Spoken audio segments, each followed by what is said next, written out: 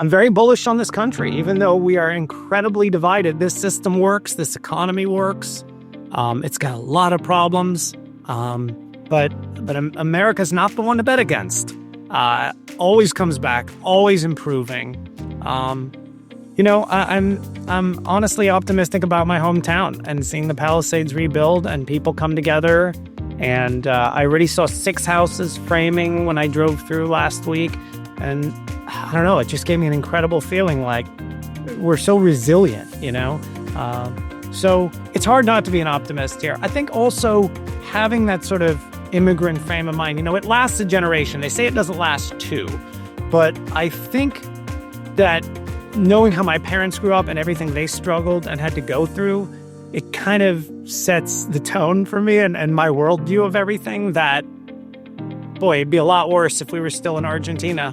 It'd be a lot worse if, my parents were still struggling and we didn't have everything we're blessed to have in the United States. Welcome to the Going Big podcast. I'm your host, Kevin Gentry, and this is the place where we celebrate bold moves and big ideas. Each week, I sit down with inspiring leaders, entrepreneurs, and change makers who are making a significant impact in their careers and in their communities. Whether you're looking to level up your leadership, pursue your passion, or just get inspired to take your next big leap, this is where those stories come to life. Now, if you're listening on iTunes, YouTube, or anywhere else you tune into podcasts, be sure to hit that subscribe button so you'll never miss an episode. Now, let's dive in to what it means to truly go big. Well, ladies and gentlemen, our guest today exemplifies the spirit of the Going Big podcast. Alan Smolinisky is the son of immigrant parents from Argentina who taught him to love baseball and to love America as the greatest country on earth. And today, Alan Smolinisky is a highly accomplished investor and entrepreneur and a co-owner of the Los Angeles Dodgers. It's a great American dream story. Alan, to get us started, tell us a little bit about your parents' journey to America, especially your dad, the whole story of him coming from Argentina to arrive here and then ultimately raise you. Absolutely. It's one of my favorite stories to tell. So my father arrived in the United States on October 28th, 1963. He was 17 years old. My dad was born with skin discolorations and hemangiomas across his face and neck, so kind of like bubbles and discoloration. So he was made fun of a lot as a kid and bullied and stared at. And they were born very poor. They were Jewish in a country that is not very friendly to Jews. And he sort of saw the writing on the wall for Argentina that he didn't have a bright future there, no opportunity, a lot of instability. And he had this dream about going to this magical place where you could work hard and have opportunity. And he saw that opportunity when his father's brother, Sam, moved to Los Angeles. So my dad would write Sam letters. Can I come stay with you? I promise I'll work hard, whatever you need. And finally, Sam wrote back and said, okay. So my dad saved up every penny he could and came to the United States. It was his first time outside of Argentina, first time on a plane. And so when he arrived, Uncle Sam told him, well, there's 2 areas that Jews can find work in Los Angeles. And one is clothing, which was called the schmata business. And the other was the jewelry business. So my dad said, well, that's funny. It's the same as in Argentina. Must be some international law. So my dad, on his very first morning, went down to 4th and Spring Street in downtown Los Angeles, got his Social Security card. I have that card framed behind my desk. And started knocking on doors in the garment district looking for work. And by his 3rd or 4th door, he got hired as a janitor for $1.25 an hour. He didn't speak a word of English. He had a 3rd grade education, no skills, no trade, obviously no connections. And he had arrived all by himself the night before. So he started working and he badly wanted to learn English. And he also wanted to feel American, And so he started adopting all the American things. And he said, well, if you're going to be a true American, you have to love baseball. So we started listening to Dodger games as he swept the floors in the garment district and fell in love with Vin Scully's voice. And the way he spoke was very slow, easy to understand. And he sort of called him his English teacher. Since then, I've met, dozens of immigrants that told me they have the exact same story of listening to Vin Scully to learn English.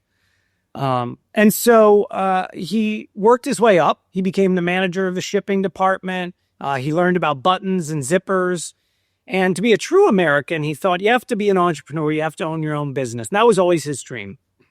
So my mother came with her father, mother, and two sisters in 1961, also from Argentina, also very poor.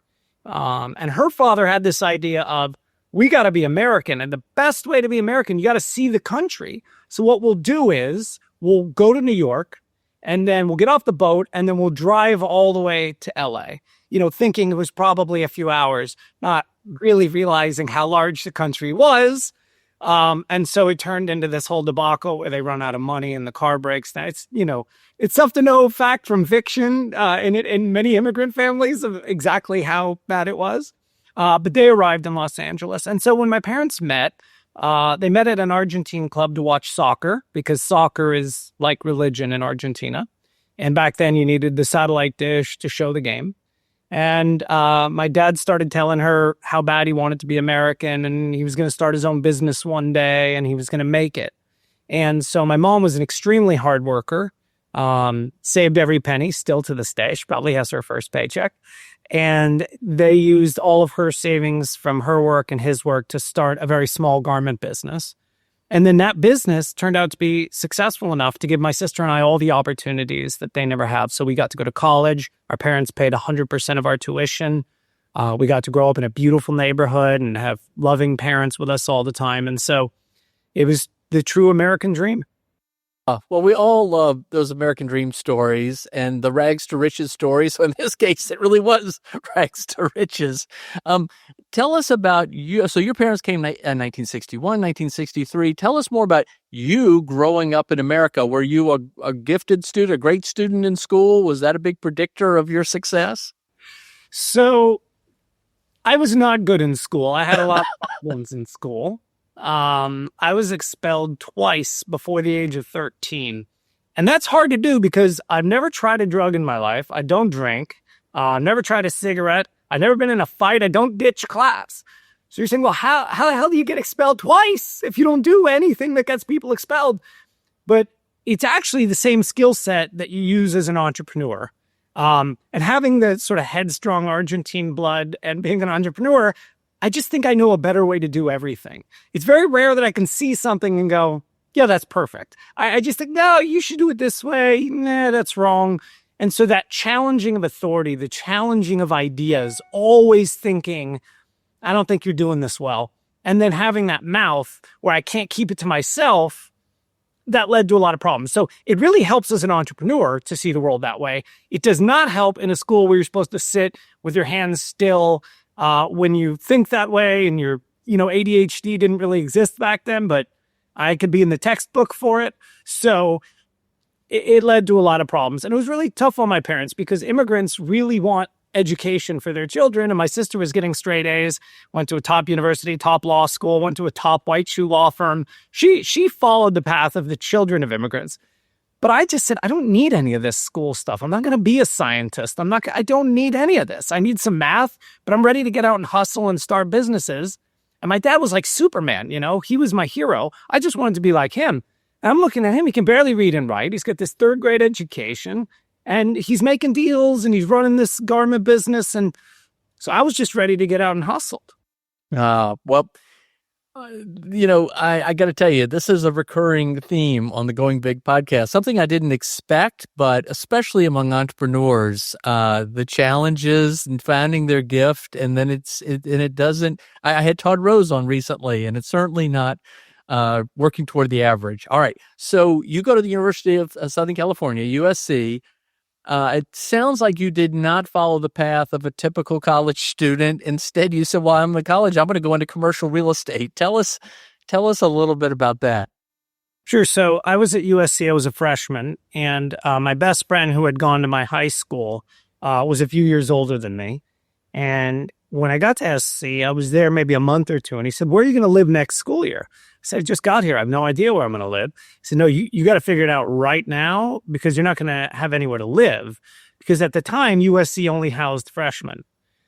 So I said, where do you live? He says, well, there's this great set of buildings right behind the Shrine Auditorium where they used to do the Academy Awards, and they're run by this Chinese entrepreneur, and they're really nice buildings, and he really cares. He does a great job. And they're more expensive, but you get a lot more value. And I said, great, let's go check it out. So I walked into the office and I said, I'd like an apartment for next year. And they said, great, we start leasing March 6th. You can get your sleeping bag out there March 3rd, sleep out there a few nights. Maybe you get lucky and you get an apartment. And I said, wow, that's a lot of demand. That is a very healthy business that he's running. And, Chinese and Jews are very, very similar cultures, very similar worldviews, very similar values around education, around business, around family. So I started hanging out with his name is Brian, and I started hanging out with Brian all the time. And he was born in Taiwan, came here at 14, and just saying, we've got such a business here. Why aren't you building and adding new properties? And so he said, well, I don't really know how to do that. I don't want to start building and learn a new business. I said, all right, I'll figure it out. We'll be partners and we'll build this whole business. Now, I didn't know anybody in real estate. I never met anyone in real estate. I never built anything. I was studying music at the music school, zero qualifications. But I knew there was a hell of a business there with all those people sleeping outside. And I saw what he was doing. And it reminded me of Starbucks selling a cup of coffee for $4 when the gas station coffee's $1. But the gas station doesn't have a line for their coffee, and Starbucks does. And that's what Brian was doing. It was a win-win he was creating. It was an all-inclusive, it was very clean buildings, very safe buildings. And so we partnered, and we built 1 and then 2 and then 10 and then 20. And then we moved to another campus at UC Santa Barbara. And before we knew it, we had this enormous business going. And it was just a ton of fun building it. Well, okay. So you built this incredible business and then you sold it in 2008. Perfect timing. The housing crisis, the financial crisis happens in 2008, 9, 10. What help us understand how you thought about that, the exit? Tell us about that.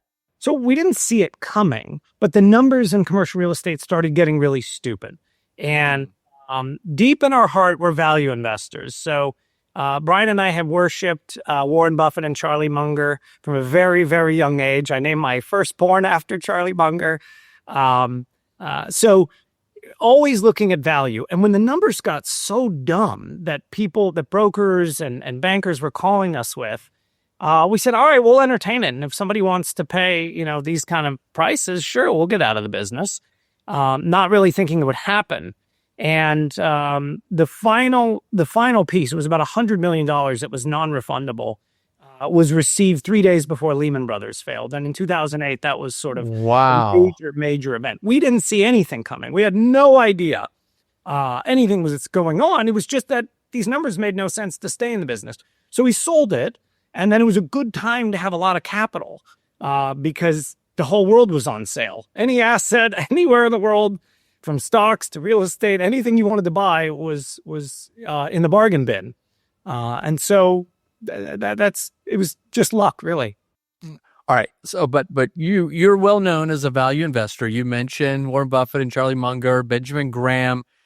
Tell us a little bit, maybe even how you came to that view, and does that shape how you look at risk, you look at opportunity? Tell us a little bit about that. Yeah, so from a young age, my dad would bring Forbes home for me, and every October was the Forbes 400, and I would tear through it. I read the biography of all 400 guys. I loved the write-ups. There was no internet back then, so you couldn't do more research, but I sort of knew who everybody was and what business they created, and so quickly you see this guy, Warren Buffett, at the top of the list, and he hasn't created anything. Like, he hasn't started a company, right? You see Bill Gates and you say Microsoft, or Phil Knight, you say, yeah, he created Nike. Everybody knows what that is. But then you see this guy that's just doing investments and you're like, okay, he's figured something out. So I just started reading every book about Warren Buffett. I started reading his annual letters. They would host these shareholder meetings that I would go attend and try to ask a question. So that was sort of the beginning of it. And then it kind of becomes like a cult. Charlie Munger would make fun of us as cult members, but it really does become sort of a religion, not just in how you see investments, but sort of how you see life and how your values are. And so I just from a very young age was always thinking the way Warren was thinking, creating a margin of safety, doing things conservatively, finding value, being very, very patient. And so we would sit, for a couple of years at a time without making a single investment, see some opportunity, and then sort of go all in. And then the other thing we did was we weren't really diversifying. So when we were building the real estate business, we never raised a penny in capital. We just used debt and our own money. And so we got to own 100% of it. And then our motivations were always, does this investment make sense? Are we going to get a great return? Otherwise, we'll just sit out. We don't need to invest for the sake of investing. So, as you know, this is the Going Big podcast. People who cast a big, bold vision, set big, hairy, audacious goals, have big strategies, go big. Is that how you went big? I mean, tell us your concept of going big. You were dreaming big by even thinking and reading Forbes and thinking about Warren Buffett, but yet, as a valued investor, give us your interpretation of going big. Yeah, so I think, first off, it's great to be an entrepreneur at a very young age. I was 19 when we started. Brian was even younger when he originally started. By the time we were partners, he was 27. But, in some ways, you're foolish enough to go really big and sign personal guarantees because you don't have anything to lose. You don't have a wife or a mortgage or children. So it's very strategic sometimes. It's a great idea to go very big as an entrepreneur when you're young.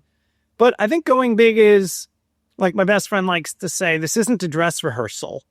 We get one shot here, and then it's going to be over. And so if you think backwards and you're laying there, hopefully with your children, your grandchildren, everybody you love, and you're saying goodbye, you're not going to say that you had these regrets or I wish I went bigger. I wish I would have tried something else to go bigger and follow a dream.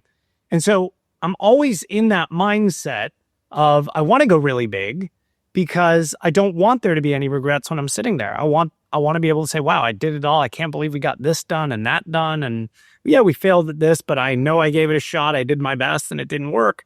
And I think that's a great way to live life. Indeed. Well, ever since I've known you, Alan, you've got a lot of energy. You're thinking all the time, all these different ideas. You're always very positive. What are you doing now after 2008? Update us on what's going on these days. Yeah, it's the same sort of thing. Looking at a number of businesses, helping around the Dodgers where I can. Still running a large real estate business in 18 states. Watching publicly traded securities and the debt markets every morning. Looking for opportunities there. There's a public company that we're working very hard on that we're getting involved in. Still trying to do more in the sports, professional sports business in the U.S. So kind of looking at everything, a bit agnostic like Warren and Charlie in that I'll look at any opportunity that makes sense. And also something that's fun, right? That I can be involved in, that I can add value in, that create value. Like that's what I really get high from now is creating value. It doesn't matter which of our business it is. If I'm around the stadium and I'm meeting with someone and they're having some sort of problem and I feel like I can add some value or bring somebody in and I do that, that feels great. Feels the same as if I do it in the real estate business, the securities business, any of our businesses. It's a really nice feeling like you are contributing and creating value. All right. So speaking of creating value and having fun, tell us a little bit more about the story of acquiring the Los Angeles Dodgers. You, together with Billie Jean King and Magic Johnson, formed this group. That's an amazing story in and of itself. Congratulations, by the way, on your extraordinary success. But also, you're now in this effort with Nike founder Phil Knight, with this huge effort to buy the Portland Trail Blazers. Tell us a little bit about what's going on in the sports world and how you think about that in terms of going big, but how you think about it differently. Sure. So the way it all started was in 2016, my dad got sick, and he called us in May And I said, you got to come over to the house right now. We got to talk. And he told us that he had lung cancer, non-small cell lung cancer, and that it had spread everywhere. And they just found it. And, my dad was running 30 miles a week, very healthy. And it went very, very fast. Start to finish was 5 months. And we had a lot of notice that, it was just going to be a few days. And during those few days, my dad was 100% conscious, present, brilliant. And we talked a lot. We talked a lot. And after he had passed, it really changes your view on mortality, on not being a dress rehearsal, on you seeing that that's going to be you in the next generation with the kids and the grandkids around. And so after that happened, I started saying, I want to go big, right? I want to go really big. And I've been a diehard sports fan. I've been to, hundreds and hundreds of Dodger games with my dad. And I had read in Bloomberg that they were looking for a strategic partner for a few years. Nothing was happening. Our chairman, Mark, had already, he'd bought the team in 2012. And they were looking to bring somebody in. And so I started talking to bankers and meeting and saying, hey, I want to do something in sports. I'm not sure exactly what I want to do. And my sports banker told me at the time, you never get your team, kid. So you just be aware of that. We'll get you in somewhere and people will like you and you'll add value and then you'll get promoted. But don't think you're going to get your team. And then he said, you're not going to believe it. I got the assignment for the Dodgers now, but don't get your hopes up. So we started doing meetings and we ended up getting it done. And it's just been an absolute dream come true and very, very exciting. The Portland opportunity, Phil and I had been friends for a while. We had gone for lots of walks together and talked a lot of tennis, talked sports all the time. And so I pitched him on the Trailblazers one day and just said, it's being sold. Paul Allen, Microsoft co-founder, had died way too young. And the team was being sold by a trust and the money was going to go to charity. You're Mr. Portland. And I've got several years experience in the sports business now. And I think we could add some value. There's some real estate that we could make real nice. And he liked it. And so we started working on it. This was probably 3-4 years ago. And I'm still working on it. I was on a call yesterday. So we'll see what happens. Sports values have really, really grown since my first Dodger deal. And a lot of the things I can't make work financially. The numbers are really, really wild. So we'll see what happens with this one. If it ends up working out and making sense, or it's just so hard to predict what happens in a process. Wow. Well, I got another question related to the Dodgers, but you mentioned again about your dad, and I hear so much as part of these podcasts how role models are so important and mentors. Tell us a little bit more about what you learned from your dad. Yeah, so I won the lottery having him as my father. You don't realize it as a kid. My dad never missed a dinner. He was home at 6 o'clock at night, every single night for dinner. He would get up at 4 a.m, get his runs in, get to work, get everything done. I don't think he missed any of my baseball games or soccer games anywhere I played.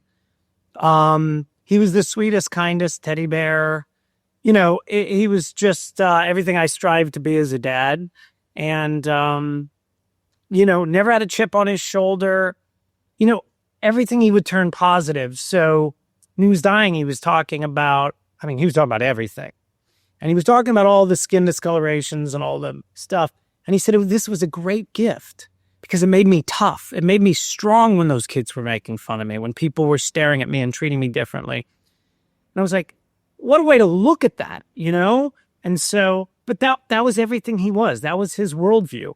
When my children were born, they just ran to him. They all wanted to just cuddle with him from day one.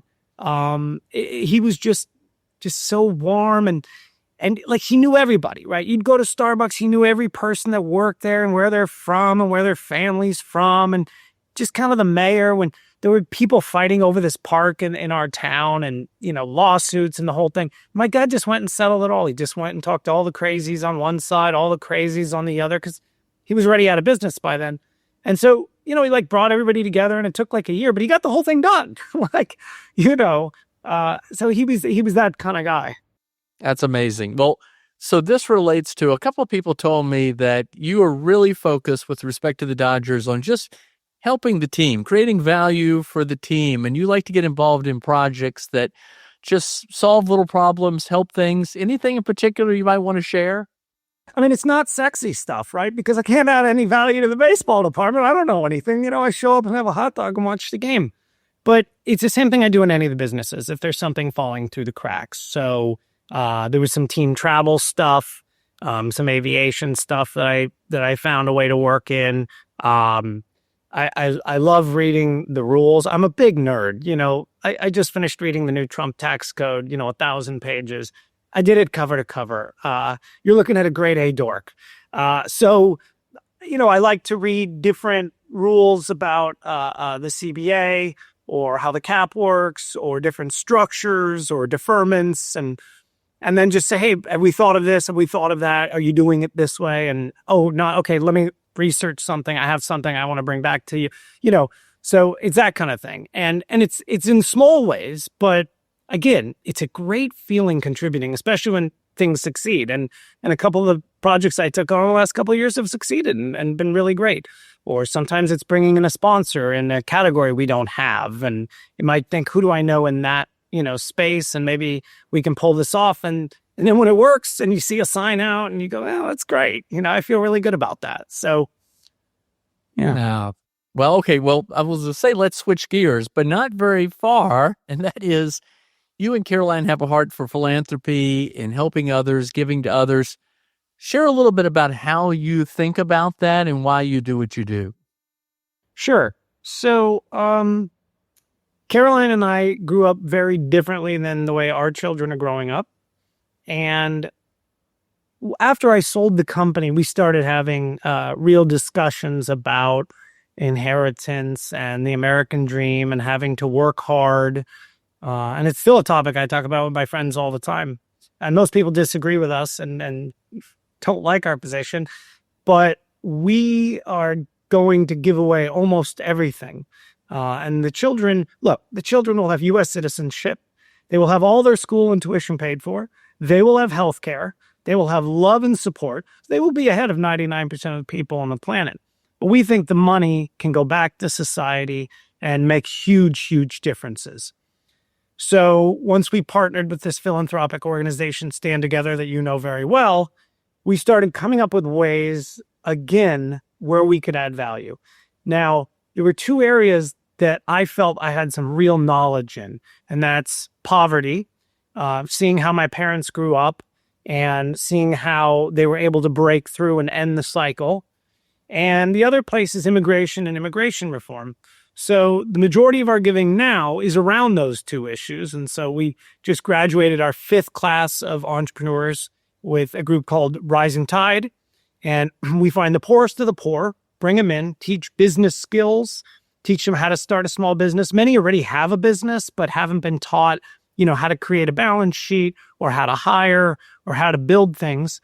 And our 5th class just graduated. We did one of the graduations at Dodger Stadium, and you'd be blown away by what these entrepreneurs are accomplishing. Someone from our 1st class has already bought their own home, which is, it's just mind-blowing. She has 12 full-time employees on the payroll, a legitimate business that is thriving.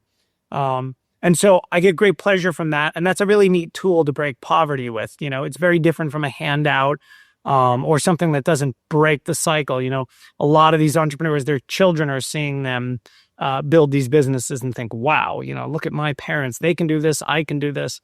And so it's very, very neat. And the other place is in immigration reform. And I try to do that in subtle, nonpartisan ways. I do the political thing. I meet with the 2 members of the Senate from the Republican side and the Democratic side that were charged with immigration policy. Met with the last White House and this White House, working with 4 members of the House.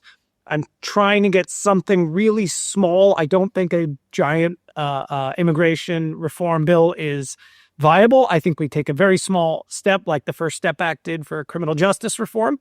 So I'm working very hard on that. A lot of people are hopeless on that. I'm actually really optimistic that we can be welcoming and secure and come up. And it has to be done bipartisan. It has to have overwhelming majorities in the House and Senate for it to really have the buy-in And so one way I'm doing that is hosting naturalization ceremonies. And if you've never been to one, they are the most emotional, patriotic, rewarding experience as an American.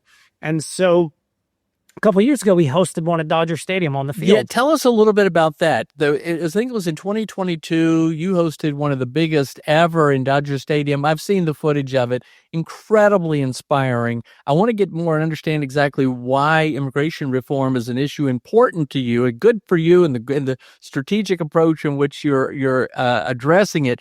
But tell us more about these naturalization ceremonies. So, I started going after my dad passed. I sort of I started meeting with all his friends and studying his whole history. And I wanted to go to a ceremony and just see what it was like. And I went, it was in the dark, dank convention center. It was like a factory. But even in that environment, it was so emotional. Everybody was crying. Everybody was singing the songs together. It was incredible. And I thought, well, this could be done a lot better. And so one of the reasons I really like doing it is it really highlights the contributions of immigrants and how patriotic they are. In my family, the biggest day of the year was always 4th of July. We went huge. We had our routines. We all got dressed up. Every year we ran this race. We went to this parade. We did these barbecues. We went to the fireworks. If you ever want to have a great time, find a bunch of immigrants to get with on July 4th. Absolutely. I totally agree. And so the naturalization ceremonies are a real way to highlight that. And the more people that see them and can be included in them, you see how patriotic immigrants are, regardless of where they're coming from. So I asked our team historian at the Dodgers, have we ever done, I'm sure we've done a naturalization ceremony, right? He said, no. So we've had the Pope do mass. We've had presidents. We've had the state of the state. We've had the mayor's address. We are a polling place. We've had every great rock band. We've had multiple world championships. We'd have everything in the world at Dodger Stadium. We had never had a naturalization ceremony. So I got with the members of Congress that I'm constantly working on reform with, and I said, could you help me put this together? And I got it going. And it ended up being the largest naturalization ceremony since COVID began. So we had over 2,100 new citizens from over 100 countries. We had active duty military. I got the Air Force to do a flyover. Still have no idea how we got that done. We had the Navy band. We had a pre-recorded message from the President of the United States for our group. And I got to give a little talk and tell my family's story. And then we got the Homeland Security arranged for the Secretary of Immigration Affairs. They change the name of the department every year or two, so if I might have gotten that wrong. And we swore everybody in. We had Good Morning America there. We had every news channel there. And it was incredible. It was the most meaningful day of my life outside of my marriage and the birth of my children. And it was such a wonderful highlight. I mean, we had from young children, we had one guy, 91 years old. We interviewed him, why it was so important for him at 91 to become a citizen.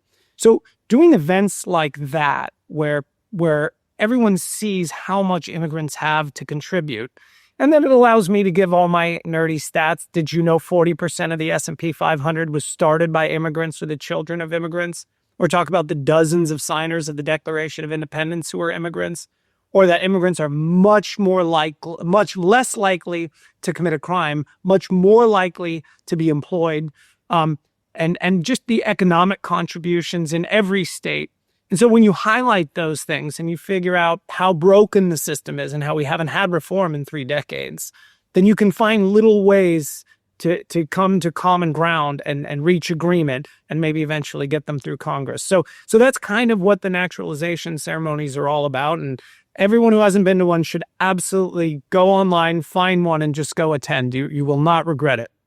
Well, hear, and God bless you for doing it. My goodness. And ladies and gentlemen, just Google Alan Smolinisky naturalization ceremony and see the footage, the video. It's really inspiring. And one of the things I didn't know, active duty military, people who've signed up in service to the country who aren't yet citizens and then get citizenship in that process. It's so inspiring. I couldn't agree with you more about all those things, about the attributes. And it's what made America great. And it's your own personal story of your parents coming here from Argentina. Okay. Let's switch gears to another subject. This is a tough one. This is the Palisades fire. You all have a home there. You escaped the fire, but not, I mean, it caused a lot of devastation. But you also own the Palisades newspaper, which has been publishing for more than 100 years. Just tell us a little bit about that experience. You know, the eyes of the nation were kind of glued upon that, but we didn't live it. We didn't experience it. Tell us a little bit about that. Yeah, the devastation is hard to describe. I think the closest thing you could say is Hiroshima. The whole town is leveled. It's gone. We had 7 schools. They're all gone. We had 2 grocery stores. They're gone. The park that my dad taught me how to play baseball, gone. The Domino's Pizza I worked at, my children's schools, it's all gone. And it's not like partially gone. It's all gone. The trees, the street signs. So I was born and raised in the Palisades, lived my whole life there, delivered pizzas for so long. I knew every single street in the Palisades cold. And when I first got back in, I was coming up my parents' street. I made a right and I had no clue where I was. There's no markers. There's no trees. There's no signs. There's no homes. It's just like dirt and rubble. And you look through like 5 blocks that you've never looked through, and you go, what street is this? Where's Sunset? I mean, it was that bad. We had about 15 minutes to get out. I grabbed my parents' naturalization certificates. You don't know what to take, in this digital world. I guess we're lucky that, Right. We all got together. I really thought this was the end of it, and I was saying goodbye, and I was never going to see the place again, and trying to make peace. Every car going one direction, every single lane, the way you see after a hurricane. Looking in the rear view, thinking, okay, if the fire catches us, I'm sure there's pools. We can hop a fence. I'll throw the kids in the pool. Because all you see behind you was just this mountain coming at you. But like, that's just what's racing through your head. And then, yeah, you've got to find a new place to live, find new schools for the kids. You got to put on this fake face as a parent. Oh, it's great. We're healthy. We're safe. That's all that matters. We don't care. And then you go in the bedroom and cry and freak out. And so we did that. 2 of the kids ended up at the Boys and Girls Club for a few months, one on a Zoom school, switched schools for one of them. It was really tough. And then what happens is you're putting on that face for your kids for the first couple months and you're not feeling anything because you're just like, got to find the school, got to tell the kids everything's safe and perfect. And then and then it punches you in the face. And we were very blessed that our house stood. I've got no house on 2 sides that burned. So dealing with smoke and ash and all that. But it's so sad seeing this town and owning the newspaper. It's like we've lost the subscribers, we've lost the advertisers, but we've become like this great beacon of hope. Right. Where people are sending in donations. I mean, it's a print newspaper. It loses money every month. It's the most fun I've ever had losing money. But I keep it going because, like you said, it's been a subscription-based paper for 100 years. I can keep it going. I'm fortunate enough to be in that position. And so now it's just like, we'll run a story that a small business is reopening or the Mexican restaurant is reopening. And it gives people hope and they love it. And they write us letters and they go, we can't wait to hear as things slowly come. It's almost like a huge victory if CVS starts opening a couple hours a day in the part that didn't burn. So that's mostly what the stories are. And then, the army giving updates about clearing the whole town.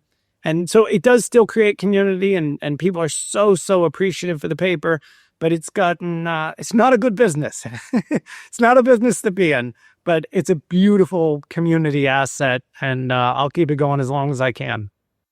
Well, I really applaud you, Alan. I mean, you always have this positive spirit, which is infectious. I mean, we always are motivated by you, inspired by you, but this focus that you have on helping others and just bringing value into their lives, it's really awesome. Thank you very, very much. All right, so let's start to wrap this up.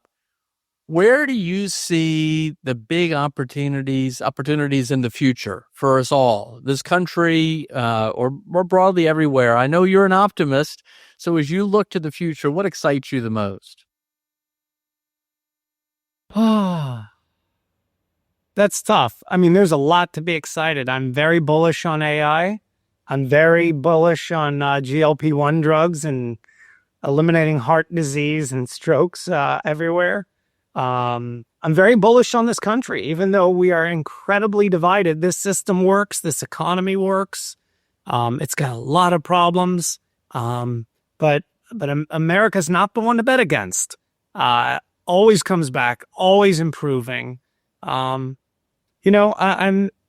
honestly optimistic about my hometown and seeing the Palisades rebuild and people come together.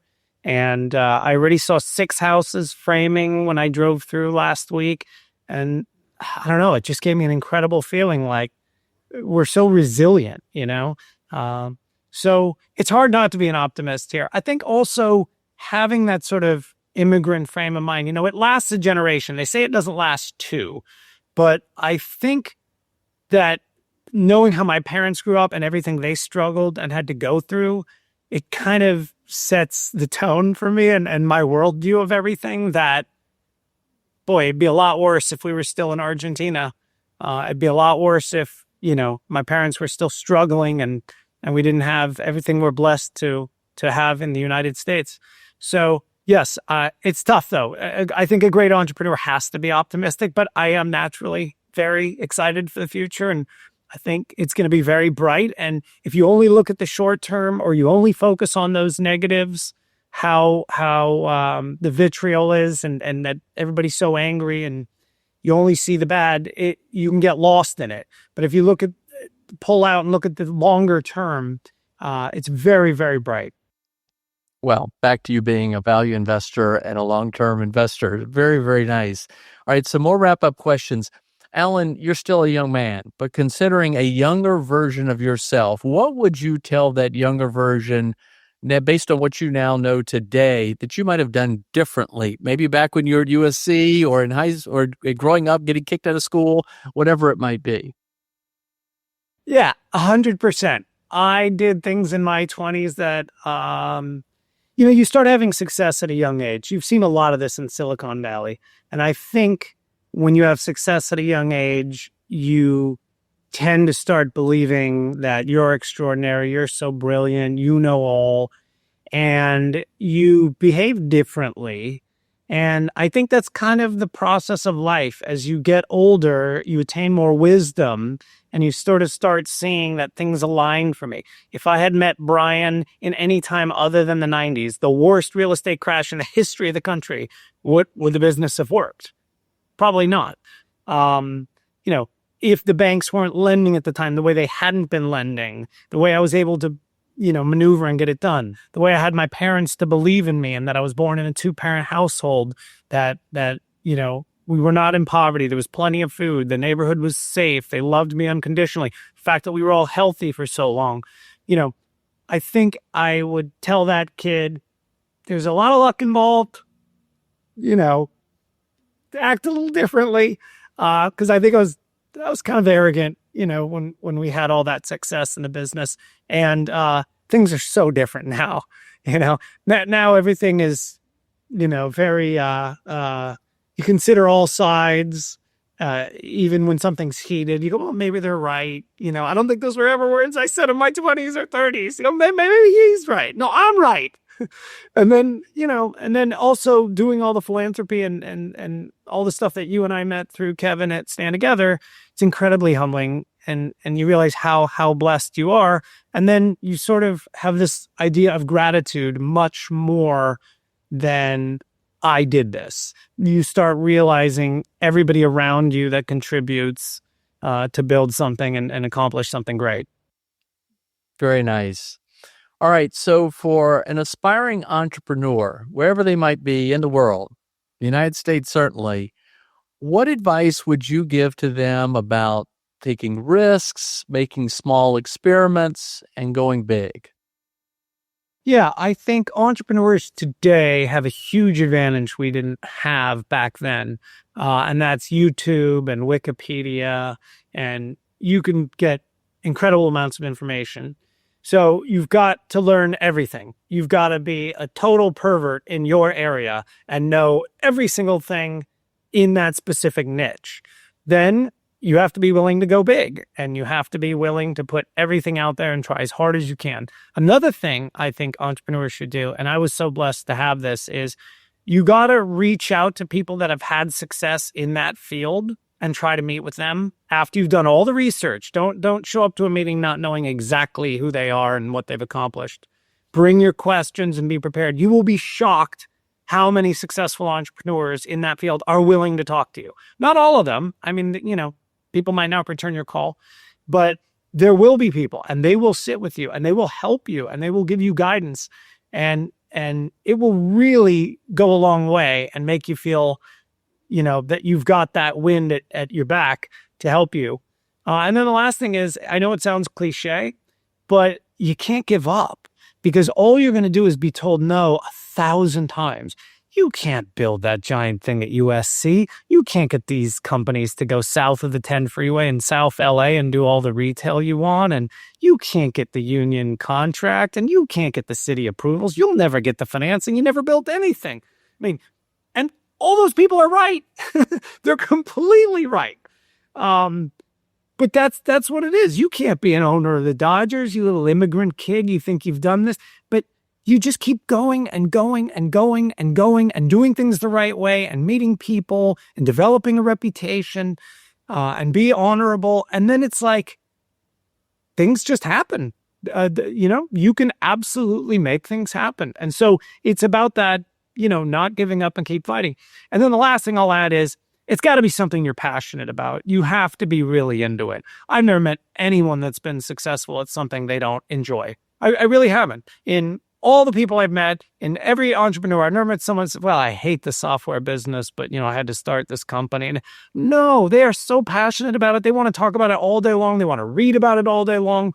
You have to become that nerd in that field, and it has to be authentic. I mean, you cannot fake it. So that's my advice. I hope it helps. Well, Alan Smolinisky, first, congratulations to you on all that you have achieved already in your remarkable life. But thank you, really, truly, for inspiring us all. You're always just have this just infectious, contagious optimism, and look forward to many more years of working with you and friendship. And just thank you for all that you do. It's been a real pleasure having you on the Going Big podcast today. You're too kind, Kevin, and I'm a huge fan of yours. I love when you go around the room telling everybody's bio and connecting everybody. That is a skill set that I've never seen before in anyone. And the way you do it without note cards, all from memory, dozens of people, it is so impressive. Well, thank you. We're all continuous learners, lifelong learners, right? It's all part of, I guess, the long-term investment approach that we have. Alan, it's a real pleasure. Thanks again. Thank you. I'll see you soon. Thanks for tuning in to the Going Big podcast. I hope today's conversation left you feeling energized and ready to tackle your biggest goals. Don't forget to subscribe and leave us a review on iTunes, YouTube, or wherever you listen to podcasts. It really helps spread the word, and it gets these inspiring stories out to more people. You can also find more content, resources, and updates at our website, goingbigpodcast.com. Remember, the only limits are the ones you don't challenge, the limits that you impose on yourself. Keep pushing, keep growing, and above all, keep going big. See you next time on the Going Big podcast.